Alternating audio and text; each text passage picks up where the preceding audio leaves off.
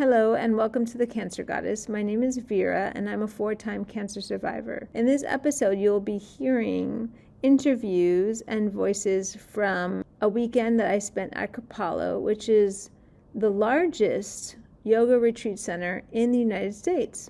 I have been attending that for over 25 years and it's been a magical experience. And now I have lots of friends there and I love to pick their brain and I love to learn from them. So that's what's going to be happening in this episode. Please encourage you to subscribe or becoming a paid subscriber. We will get extra benefits. Lots of love and enjoy. Swear nonstop. It's a lifestyle. It's a way I was raised.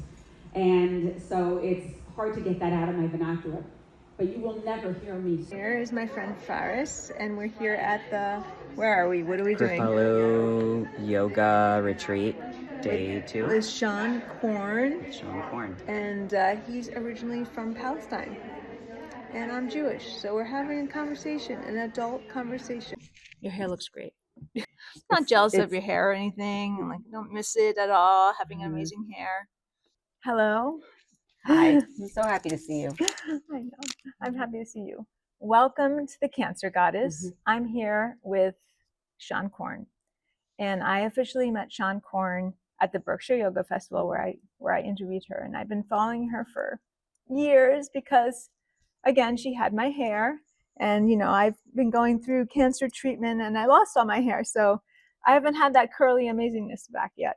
But I followed her, started 20 years ago on my yoga journey. And then I got officially to meet you. And it was a very emotional interview. So I want to make this one less emotional because that was intense for me. And I came to Kripalu for you. I took a Greyhound and an Uber to get here. My husband needed a car. So I've traversed mountains for you because you're amazing. And I just want to appreciate and just say I just love you so much. So thank you for holding space for us and for just being who you are. So if you can introduce yourself to people who may not know who Sean Korn is. I'm Sean Korn, and I live in Los Angeles, but I'm from New Jersey, not too far from where we are right now. We're at Kripalu in Massachusetts, and I have been teaching yoga since around 1994 is when I started. And I started practicing yoga back in the mid 80s. And so I've been deeply committed to this practice for many, many years. And I'm so grateful for it because of the way it not only has healed my life, but the impact that it has on so many people around the world at this point. I learned how to practice yoga. I learned yoga because I worked in a cafe in New York City called Life Cafe, and Life was owned by David Life and Sharon Gannon. Well, Sharon was a waitress there, but they went on to open Jivamukti Yoga, and the delivery boy was a man named Eddie Stern, who went on to open the Ashtanga Institute of New York.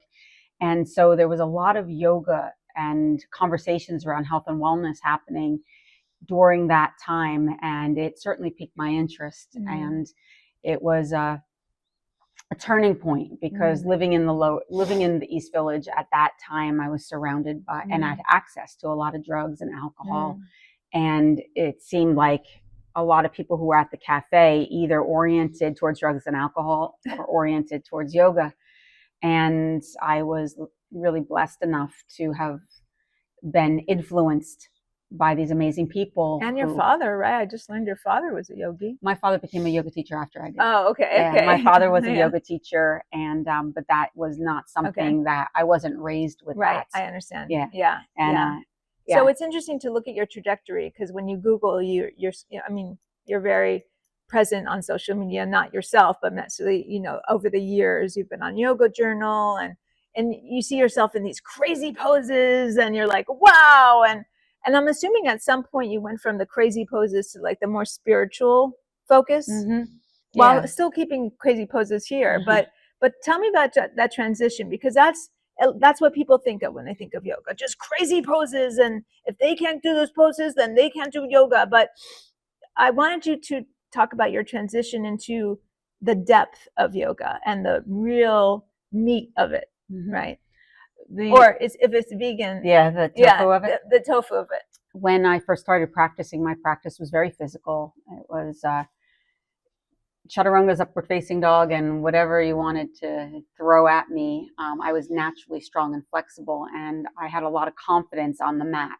I enjoyed going deep on a physical level. I didn't have a relationship with spirit at that time. And you looked the part. I mean, that's why they loved you, because she's beautiful. I mean, you're still stunning, but I'm saying when you're, when you were 20s and with the hair and these crazy poses, I can't even do that. But you know what I'm saying? Yeah. But that hadn't happened yet. Oh, okay. I didn't start getting any kind of recognition in yoga until I was in my late 20s. I had already been doing yoga for a while prior to that. At that time, when I started doing yoga, there was no celebrity yoga culture. It didn't exist. And so you didn't practice yoga at that time thinking that anyone other than the people who were in the room with you were actually looking at your poses or even cared. So for all those years, my practice was very, very physical. And it was in my 20s when I had a very dramatic emotional experience on the mat that took me by surprise. I had seen that happen to other people.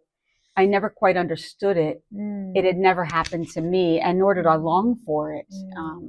I just figured something was wrong with the person, meaning that they were upset about something. I didn't know that there was a direct correlation to the physical poses and their emotional well-being. And so I would see other people having these experiences, but it just seemed like it was personal to them, not a phenomenon that happens when you practice after a while. And that's what happened to me. I had this very emotional experience and started to hear the way the teachers were speaking in a very different way. I'm sure they were saying the exact same thing every single class. But you weren't open to it. I wasn't available to it.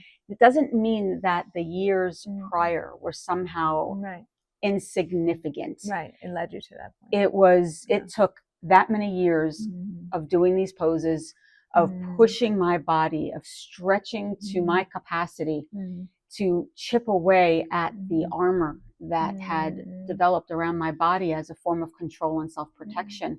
And during those years, I learned how to, without being aware of it, how to titrate my nervous system and how to be ready. So when that emotional response happened, I didn't lose my mind. I didn't get, it wasn't traumatic. It was surprising, a little scary, but it was also a relief. And I felt lighter, better, more available. I heard the words differently. They landed in my body for the first time. They brought ease and peace and curiosity. And that began my trajectory in wanting to understand more about the mind-body connection, to understand more about some of these deeper philosophical principles, about what yoga means beyond the body, and to embrace the philosophy of yoga more as a lifestyle. And in time, it moved me into a deeper relationship, a spiritual relationship, a deeper connection to the planet, to other people, to God. But it kind of stepped itself. That wasn't my experience the first time I stepped on the mat. First time I stepped on the mat, I had been doing drugs and alcohol. I probably was partying the night before I showed up. I got sick, literally threw up when my first class was over, just because of the detox, my body detoxing, and it was brutal. But I went back to the mat, and that's the journey.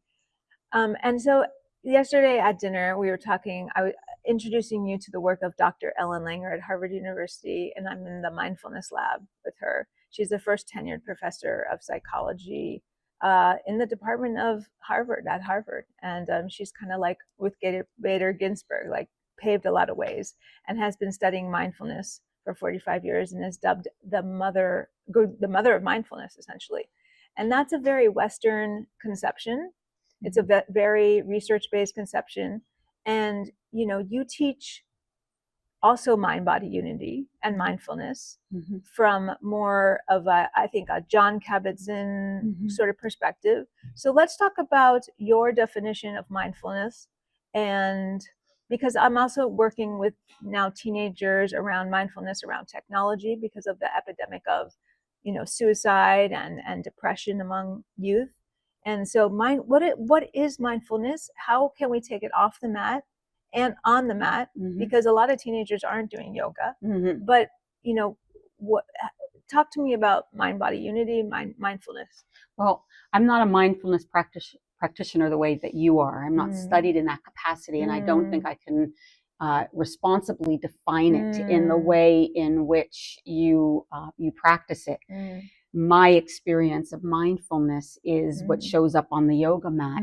It's intention, body, mind, and spirit. It's finding balance and unity in all that you do, say, and create. It's slowing down the mind in such a capacity so that you could be more responsive and less reactive.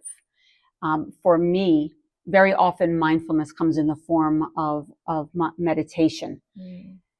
The way in which the work is most effective for me is more embodied. I have a tendency towards dissociation or reactivity. If I don't move my body, if I don't release the tension, then a lot of my perceptions stay from the neck up. And I stay more intellectual, more critical, more judgmental. Whereas if I embody, if I move and breathe, and I can release the tension, I get out of my head and I drop into my heart. And that allows me to find that stillness that mindfulness supports. And so although I don't adhere to some of the more traditional principles of mindfulness, I certainly support it as both a practice and as a concept. But my pathway to mindfulness happens on the yoga mat through movement, through breath, through prayer, through intention, and that brings me to that space of equanimity and center. And you talked a lot about how we hold this trauma and we hold these issues in our tissues. So why don't you tell us a little bit more of that? Because people are like, oh, I can't do yoga, I'm not flexible. Right? That's a thing. And really they are. It's just their own limiting beliefs. So let's talk about that resistance to wanting to go deeper, because it's like, oh, this hurts, I can't do it. But that's the journey, right? So let's talk about that. I think when people, they see yoga and they see what they perceive as the end result, bendy bodies doing things that seem inaccessible. Right. And I can understand that when you have a body that might have tight hamstrings, you might be dealing with, a bum knee, tight shoulders, that doesn't feel accessible to you. And it can feel frustrating and embarrassing to even want to try. And that's really because here in the West, we put so much emphasis on these postures and on the way that it looks. And that alienates so many people from being willing to want to get on the mat, which I completely understand based on that perspective. But what's important to note is the way that I teach is that it's a mind-body connection. And it's recognizing that our emotions are often internalized, and these emotions, including rage, fear, shame, guilt, unresolved grief. And when internalized, it has no place to go but live in our tissues, and it manifests as the stress that we feel, the tension that we experience. Yoga helps us to release the tension, and then therefore helps us to excavate some of the emotions that might be living in the body, emotions that are keeping us shut down, resistant, unavailable, angry, lonely, resentful, yeah. And so yoga meets you where you're at. All you're trying to do is organize your bones so that you can stretch your muscles and target the areas in your body where there's congestion muscularly. When you organize your skeleton appropriately, your body will open slowly in time. But that's really not the goal. It's being present to the sensation as you feel it in your body, bringing breath to that sensation, and then observing what comes up for you. And so everyone has a different edge, and that edge looks different for every body based on whatever's going on in their anatomy. Like I had said, like I was born flexible. It was in my, that's DNA, just my body. Yeah. that meant I had to go deeper into these shapes to feel the same sensation that someone who was tighter, perhaps in their hips, felt. But when the yoga begins is when we both hit our edge. It just looks different. And to me, the advanced practitioner or the mature practitioner is the one that can stay at their edge with equanimity, can breathe and be present. So I am fortunate to have become a baby in yoga again after 4 cancers, when I was basically in a wheelchair, then a walker, and then a cane. So I had to learn how to do yoga again, and that was humbling for a yoga teacher. Yeah, I bet. Who had studied yoga for years. And so I had to learn how to balance again and do all these things. And that tightness, that being in a hospital bed for months, and that tightness that developed was so humbling, and I'm still experiencing it now. Of course, I'm in a much better place, thank God, but meeting that tightness and having that, like, I need to get out of this place, I need to, like, how do you deal with that discomfort? And I know the trauma's there and all this stuff, and obviously being in a hospital for months, and just my body atrophying immensely. But how do you get back to that love of that feeling? Because it's such a hard feeling, the feeling, that feeling of your body just saying, like, I can't go anymore, I can't go any further. And then how do you sit with that? Because you have to just listen to your body, have an enormous amount of patience and love, and try not to push through pain. Discomfort is okay, but when you get to that pain point, it's very important to honor your body and be kind, very, very kind. Your body went through so much, and it continues to transform. And so it needs to purify itself, ground itself, feel safe again. And that can take, who knows, it's different for each individual.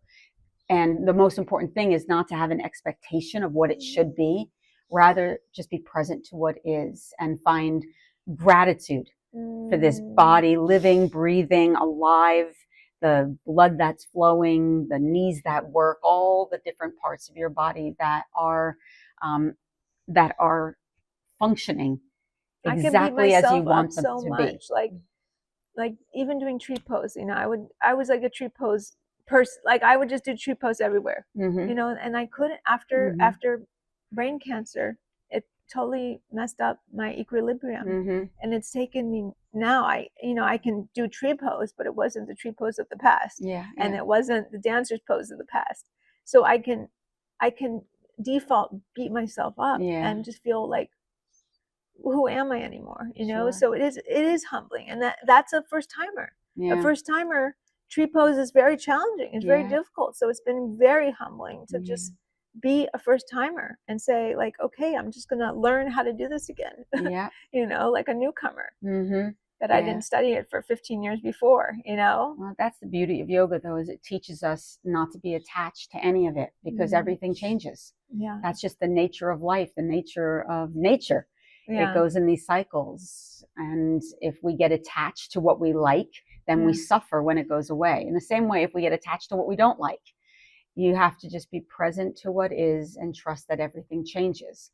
And again, honor the fact that your body can still balance. Thank you, God. Thank you, God. It's getting there. Yeah. And then I also want to talk about media addiction.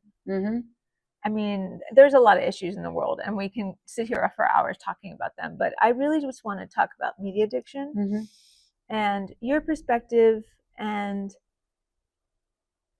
how to mitigate this world right now that we're in, especially with the young people who are. You're talking about social media specifically? Social media, or just like the dopamine hit from like, because that's what going it is. through TikTok or whatever, and this constant like slot machine of dopamine hit. I think it's going to be a while before we are aware of the long-term effects of social media and the impact that it's literally having on the brain, and why. Have you seen that in your practices? Because you've been teaching for so long. In my practice? Have you seen the effect? How do you see that? Instant gratification. Everything is instant gratification. Not everything, but I see a lot of folks there's anxiety if they don't get to their phone. If they don't have their phone nearby, they lay it next to them on their mats, face up, so that they can just kind of glance over at it. Wow. So yeah, I see. You've seen that over the years now develop. Yeah. And has affected their practice. I mean, I don't know about it personally. It affects the room, the energy in the room. I don't know about their individual practice. You don't say put it away like I tell my high school kids. Yeah, I might say put it away. Yeah. It just depends on the circumstance. Right. There are sometimes, see, that's the thing. Sometimes there's a parent in the room or a doctor in the room. They need to have their phone nearby because there's other things that are happening. Right. This might be the only hour that they have, and they may only get 45 minutes of that hour before they're interrupted and have to deal with life. I don't want to impose onto them something and take away that 45 minutes that they have. So if they're texting in class, I have a problem with that. I mean, of course. And certainly talking on the phone. But if they're just glancing down at it, I try to be a little bit more understanding that we all have lives, and I'm just glad they're in the room. Yeah. But social media in general, there's good to it and there's negatives. On the good part is it connects the world. Yeah. And it helps to foster an environment where people have learned about other cultures. They learn about difference and developed more curiosity about other things that are happening rather than in their own insular environment. Yeah. On the negative is there's a lot of compare and despair. Yes. And people are being impacted in terms of body image and FOMO, fear of missing out. Yeah. And doing challenges that can be dangerous. Yeah. And there's all sorts of issues that continually impact the wellness of so many, especially young people. I know. And so yes, how does yoga help mitigate the effects of technology addiction? Well, it helps to regulate the endocrine system, so the hormonal system, which is deeply impacted by social media because of, as you said, the dopamine hit that we get through scrolling. Serotonin, oxytocin. Yep. And so yoga helps to balance out, regulate that a little bit more. But it again, it's going to be a while before we really understand the long-term effects. Yeah. We're going to have to wrap this up. Of course. Well, I just want to say I'm so grateful for you, and I'm giving you this is a hat from my nonprofit, and we just became incorporated 2 days ago. Congratulations. From the IRS, and I've been working on this really hard. And I put BCG because I don't necessarily, I don't want, breast cancer. Yeah. It's a lot. People might be like, what the heck? But this is just BCG, but you know what it is. Yes. And thank you very much. I want to see it on you. Oh, that looks so cute. She looks so cute in it. Thank you. I love it. And congratulations. That's a big deal. And I love that you have turned something that has been such a challenge in your own life into something that's helpful and useful and meaningful and empowering to so many other people out there who, in the face of breast cancer or any kind of an illness, it can be incredibly overwhelming, lonely, isolating, and you create a platform and an environment so that people can feel heard, seen, valued, and also get some good information.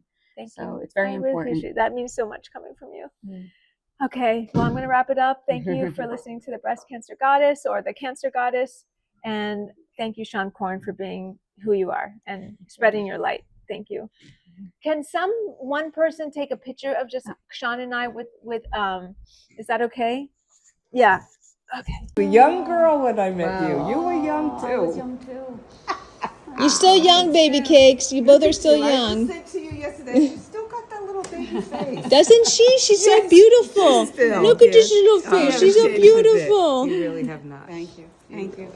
You've been such an inspiration. She is. She is. You've informed my teaching. I love you so much. I love you too. And I love you in the room, and I love every time you open your mouth and share. You bring such strength and perspective into the space. Thank you. And I just welcome it. Thank you so much. Sean, before you leave, one person had asked me, who are your influences? Oh my God. In what regard? Like my yoga teachers? Yeah. Mati Ezrati. Yeah. Mati Ezrati was the very first really the teacher who took me under their wing, Eddie Modestini. Yeah, and these are my heart-centered teachers: Lisa Walford, Eric Schiffman, Brian Kest. Sharat, Iyengar. They're just different reasons for different teachers came into my life. Sri Aurobindo and the mother.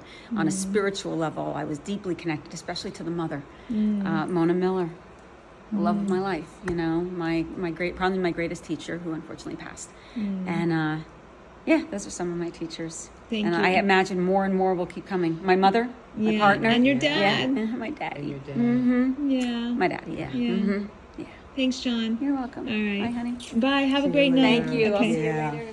Good night. So I'm here with my beautiful friend Sylvia. Do you feel okay? Wait. Sylvia's fine. And so, how long have you been a yoga teacher? 27 years now. Oh my gosh, 27 27 years. And how did you become who you are? Like, after, how did you end up becoming a yoga teacher? I had a yoga teacher who brought me here to Kripalu, late 80s, when Amrit was here. And she kept saying, you need to teach, you need to teach. I didn't want to teach. I didn't really want to teach people. Just wanted to be a student. She's like, you need to teach, you need to teach. And her name was Margot Jenny. Her picture was hanging up here.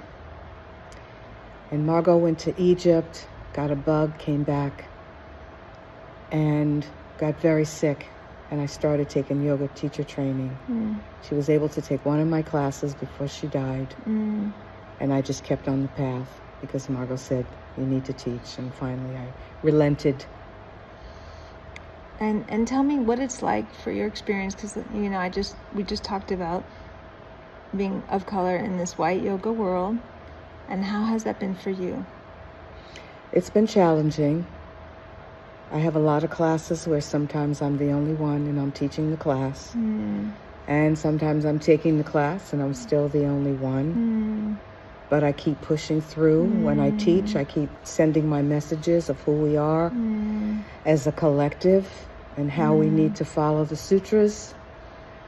And I just keep talking and keep practicing on and off the mat. You're a beautiful person. Thank you. And we look so cute together. And you're just gorgeous. Thank you. I don't know her age. She said she's older than me. I'm 74. Girl, excuse me. And God is good. God is good. All the Dang, time. you look good. All the time. Dang, God you is look good. good. It's all the yoga you do. Thank you. And how's your nutrition? What do you eat? Fish. Are you're pescatarian? I am. I'm a Okay. pescatarian. Drink a little wine. Okay, nothing wrong with mine. Yeah. All right, well, about thank it. you, baby, for your Thank magic. you. Okay. Thanks, Vera. Yeah, I'm here with Laura, and she's like, I follow you. And I was like, how do I follow you? And tell them the story. Well, we were BNIers. Yes. We're both yoga teachers. Yeah. I don't remember, but we've been friends for a long time, and finally we get to meet in person. But she had asked me to send her an oil Oh, that's of course right. 6 years ago, I was in the hospital. when she was in the hospital. So it's Yes. so cool running Yeah. into old friends Yeah. and loving your glasses. And I definitely needed something different than the hospital, so I reached out to you. that's great. And I'm like, did it work? And I'm like, she's like, I 6 don't years know. ago. I still use it lovingly. Yeah, awesome. Thank you. Oh my gosh, guess who I ran into? I wanted this meeting to be happen all weekend. And then I see her walking and I just like yell fry. And if you don't follow her on social media, she has such profound, beautiful postings, and I love it. I love it so much. And this weekend she ran a healing retreat with no sound, no speaking, a silent meditation retreat. One of your people was in my room, and she wouldn't talk to us. So this is just Fry, and she's just dope. And and I think she's amazing. You don't have to say anything. I just talk for you, right? I love it. Yeah. Do you have anything to say? No, thank you, dear one. So I'm here with Tommy Rosen, and he invited me this morning to one of his meetings, and I'm so grateful. Tell me what you do. You see, this is why we need Mike. Tell me what you do and the power of how many people you're helping, which you're helping an immense amount of people right now. So we bring together the power of yoga and breath work and meditation. And what is the organization called? I run a company called Recovery 2.0, and it's about bringing together yoga with recovery. So the life path of yoga, the life path of recovery, the 12 steps, psychology, spirituality, all of this together is pretty cool. Yeah. Thank you. And that's what we do. And how did you get involved in this? And tell me about your journey. Well, I was a severe drug addict and alcoholic as a younger man, a much younger man, and I had the great good fortune of finding first sobriety, and then ultimately a bunch of quite wise counselors and teachers who were able to help me be free, truly free from addiction. And so I pass on all those teachings to anybody who will listen. So I want to tell you how God works. So I was in the bathroom, and his co-teacher or assistant walks in. You know, she had the shaved head, and she kind of looked like a Buddhist monk or whatever. But then also she kind of maybe is going through cancer. So I'm not afraid of asking women if they're going through cancer. And I said, excuse me, I don't want to be rude. Is this for fashion? Or is this for cancer? And she said, it's for cancer. Yes. And she said, it's for cancer. Yes. And then that was it. We started talking. We both studied in India. Yes. I mean, not studied. We went to an Ayurvedic hospital in India. And then I told her that I've been in recovery for 21 years. And she's like, this is what we're doing. I'm like, you've got to meet, you've got to meet you. And so that was, I think, a God thing, because I think what you're doing is just like so important. Thank you, honey. And I want to somehow go on your retreat at some point too. Come, you know, come be with us. And well, Iris, who you met, she was lit up from having met you, and she also saw it as a God shot. And, we love those moments when the synchronicities line up. In the bathroom on the first day. God will show up anywhere. What was that all about? No shame. Iris, come here for a second. Here she is. Yeah. Here she is. Iris. Come on camera. We were just talking about you and telling them all your secrets. No, I'm just kidding. We just talked about how we met in the bathroom and how it was a God thing. There's your port, baby. Oh my gosh, there's your port. Okay. And so how did you get involved in this whole community? In Recovery 2.0? Yeah. Yeah, what's your story, Iris? Well, it started here at Kripalu.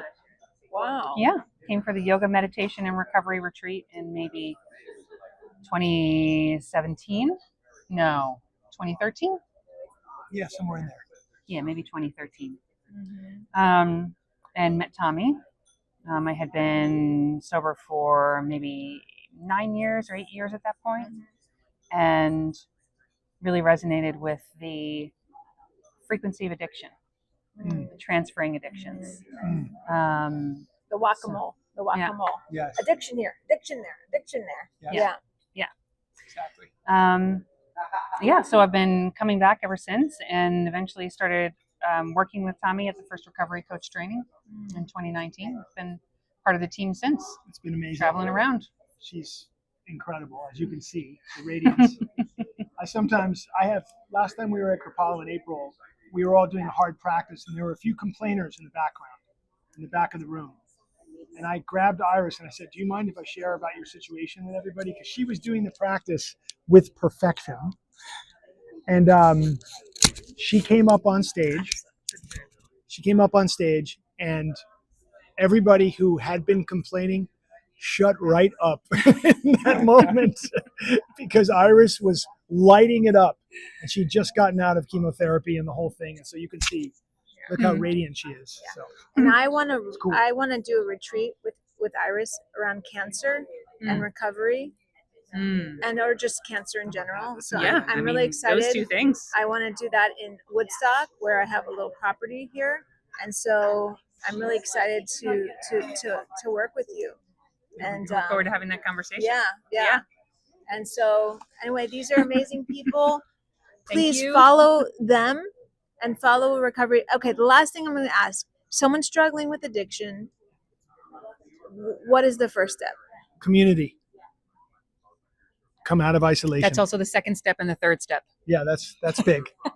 Everything else comes later. You gotta be around people that are sober and that are living a life that can bring you forward into that. Yeah, and That's don't it. be afraid. 12 steps is for everybody. Oh yeah. And it's online, it's in person, and you can get a sponsor. Yeah. NA, which is Narcotics Anonymous. You have GA, Gamblers Anonymous. Yep. There's Recovery 2.0. It's Recovery 2.0. You don't have to even call yourself an addict or alcoholic. You can just say, I'm a person on a path of discovery, which we all are, and that's it. And Food Addicts in Recovery Anonymous. That's an amazing program. Tommy Rosen signing out from here at Kripalu. Thank you, Vera. Iris, welcome. So grateful to be here. Thanks, guys, for Thank being in my you. story. Thank you. Thank you. Well, it started here at Kripalu.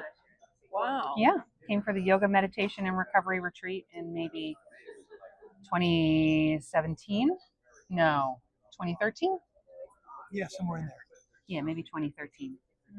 And met Tommy. I had been sober for maybe 9 years or 8 years at that point, and really resonated with the frequency of addiction, transferring addictions. The whack-a-mole. Yes. Addiction here, addiction there, addiction there. Yeah. Exactly. Yeah, so I've been coming back ever since, and eventually started working with Tommy at the first recovery coach training in 2019. I've been part of the team since. It's been amazing. Traveling around. She's incredible, as you can see, the radiance. Last time we were at Kripalu in April, we were all doing a hard practice, and there were a few complainers in the background, in the back of the room. And I grabbed Iris and I said, do you mind if I share about your situation with everybody? Because she was doing the practice with perfection. And she came up on stage. And everybody who had been complaining shut right up in that moment because Iris was lighting it up. And she'd just gotten out of chemotherapy and the whole thing. And so you can see, look how radiant she is. So. And I want to cool. do a retreat with Iris around cancer and recovery, and or just cancer in general. So I'm really excited. Those two things. I want to do that in Woodstock, where I have a little property here, and so I'm really excited to work with you. And look forward to having that conversation. Yeah. And so anyway, these are amazing people. Please you. follow them and follow recovery. Okay, the last thing I'm going to ask: someone struggling with addiction, what is the first step? Community. Come out of isolation. That's also the second step and the third step. Yeah, that's big. Everything else comes later. You gotta be around people that are sober and that are living a life that can bring you forward into that. Yeah, and That's don't be afraid. 12 steps is for everybody. Oh yeah. And it's online, it's in person, and you can get a sponsor. Yeah. NA, which is Narcotics Anonymous. You have GA, Gamblers Anonymous. Yep. There's Recovery 2.0. It's Recovery 2.0. You don't have to even call yourself an addict or alcoholic. You can just say, I'm a person on a path of discovery, which we all are, and that's it. And Food Addicts in Recovery Anonymous. That's an amazing program. Tommy Rosen signing out from here at Kripalu. Thank you, Vera. Iris, welcome. So grateful to be here. Thanks, guys, for Thank being in my you. story. Thank you. Thank you. With Iris, welcome. And how we met was incredible. It was the first day at Kripalu, and I was in the bathroom doing bathroom things. And she walks in, and I was like, she's cool. She's got the mala, she got the hair. And I was like, I don't know, but something like God maybe was like, ask her if she has cancer. I mean, it's not something people can do unless you had cancer. You can't just be like, do you have cancer? But I went up to her and I was like, well, she came to wash her hands. And I was like, excuse me, I hope this isn't rude. And I said, are you doing this for fashion because it looks good on you? Or do you have cancer? And what did you say? I don't remember. She said she had cancer. You said you had cancer. I did. And that she just had gotten back from India, where she was studying at an Ayurvedic hospital, much like myself. Yeah. And then she was here on a program for Recovery 2.0 in the 12 steps. And I'm like, holy amazingness. I feel like this is God speaking to me right now, because these are all the things that I'm doing as well. And so we connected, and then she invited me to a meeting, a 12-step meeting for their group.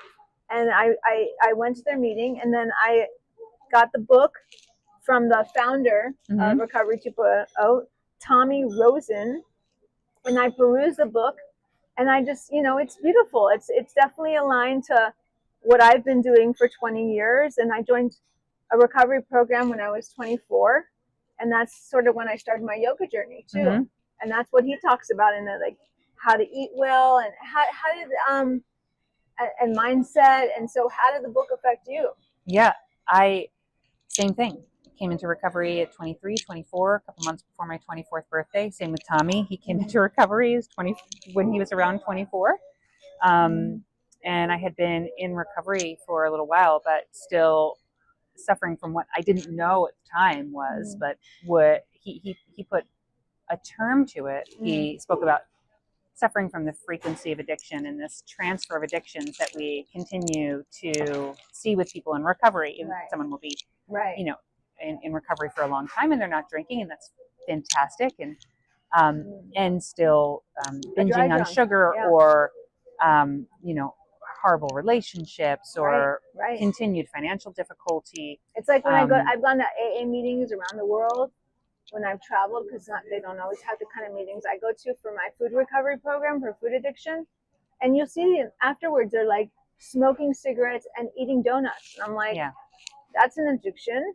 And if it's good enough and they're happy, that's great. And I found that I was in recovery and still suffering, really, just still suffering in relationships, just continuing to make bad choices in relationships. So I met Tommy. That's why it's called Recovery 2.0. Exactly. 1.0.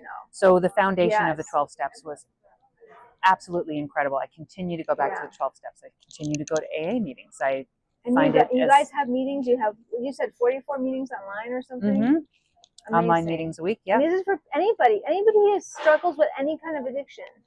And then so that's what's nice. What I continue to say, what I've always said is, there just aren't enough days in the week for me to attend every kind of meeting that I qualify for a seat in.